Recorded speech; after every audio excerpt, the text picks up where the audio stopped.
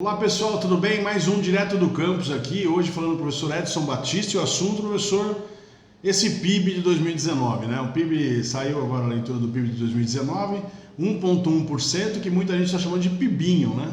Assim, são o terceiro ano consecutivo, né, professor, que a gente não consegue ter um crescimento significativo da economia. E aí a gente trouxe o professor Edson Batista, professor de economia aqui da Escola de Negócios. E, professor, e aí? Primeiras considerações. Então, o que eu tenho a dizer é o seguinte, né?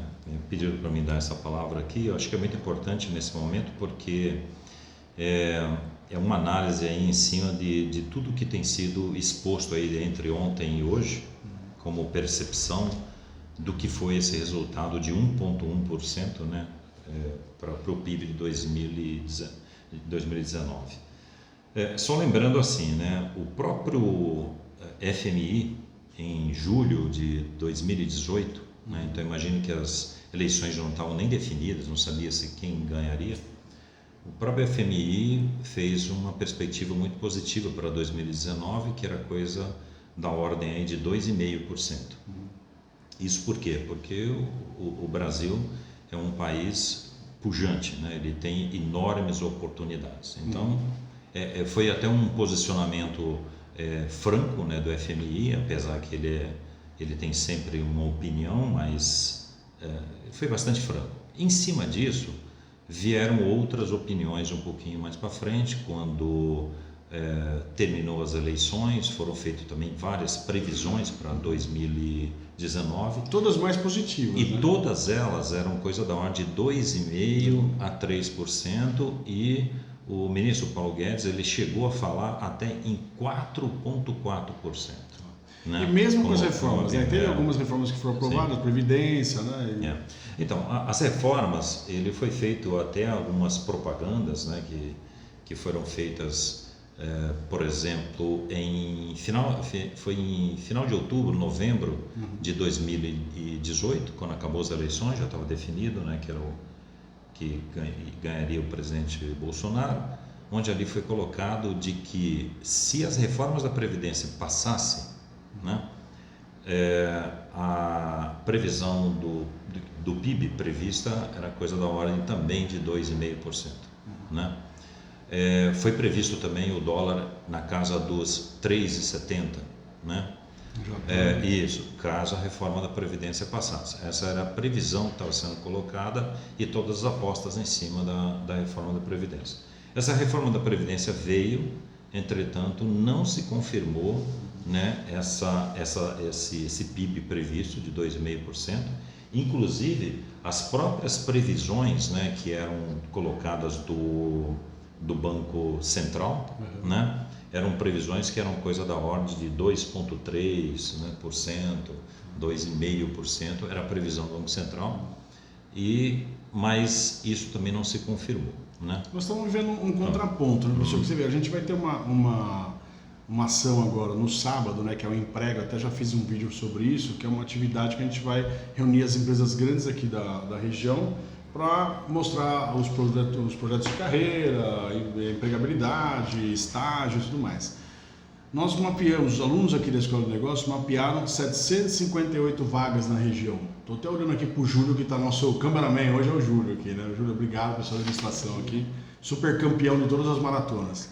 758 vagas, sendo que 70% dessas vagas, professor, é para conhecimento pelo menos técnico ou superior, né? 30% para quem não tem capacitação.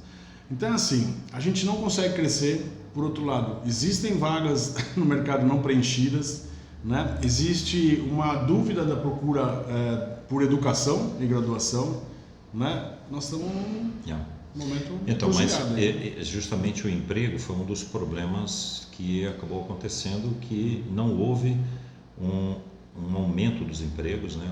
O índice de desemprego permaneceu alto porque o que acabou acontecendo? Acabou acontecendo um volume grande de trabalho, mas não de emprego. Né? Então, se você for ver, a chamada massa salarial, ela aumentou, né? Porque teve os chamados trabalhos. Que são trabalhos? São os trabalhos informais.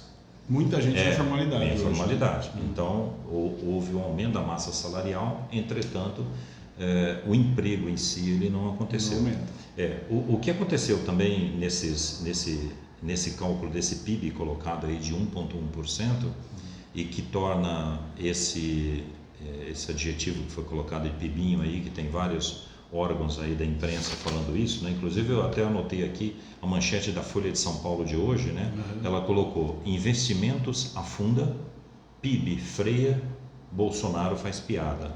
O evento que teve lá em Brasília. Será que essa falta de credibilidade também está complicando, então? Então ele prejudicou. E esse 1,1%, o grande problema desse 1,1%, é a base dele, aonde você compara ele, porque ele já veio de uma comparação que era uma base muito baixa.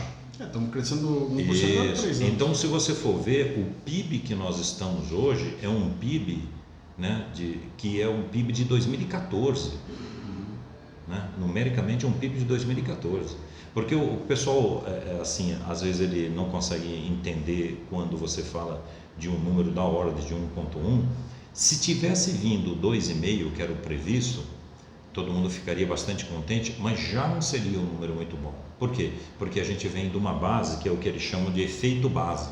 Ele vem de uma base muito baixa, entendeu? É mais ou menos o seguinte: imagine que você tem um PIB de 10 e ele baixa para 2, teve uma redução de 80%. No segundo ano ele vai de 2 para 4, teve um aumento de 100%. Entretanto, o 4 é 60% abaixo da base que era 100. Então, o que nós estamos vivendo é exatamente dessa forma. Nós estamos crescendo um pouco em cima de uma base baixa. Uma base baixa, entendeu? Então, 2014, nós estamos ainda naqueles números daquela época, né? E é uma base realmente muito baixa. Tendência agora continua o dólar aumentando, né? Porque a economia americana diminuiu agora a taxa de juros dos Estados Unidos, então a gente deve continuar. O Fed fez uma alteração. O que a gente assim não sabe exatamente o que vai acontecer com o câmbio, porque ele aumenta dia a dia. Hoje o Banco Central fez 3 leilões, né, para poder ver se barrava. Nas casas de câmbio, hoje o dólar já foi vendido a 5,05 nas casas de câmbio, né? Porque esse que é divulgado é o dólar comercial, né?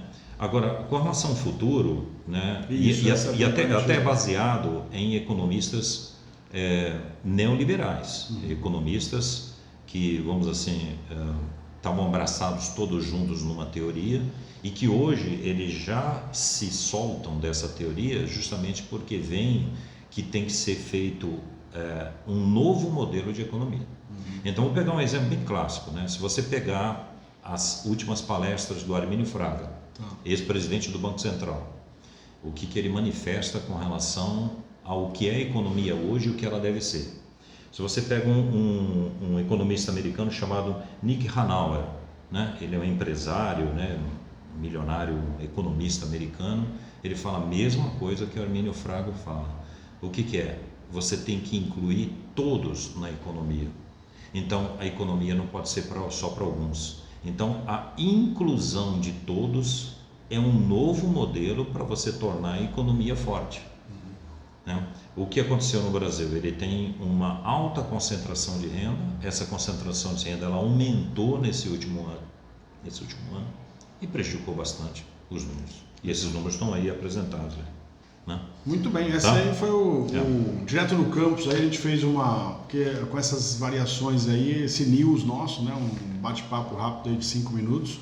Obrigado, professor, pela presença. Acho que esclareceu bastante o pessoal que está nos assistindo. Você que é aluno, aproveite nas aulas de economia para usar isso, né?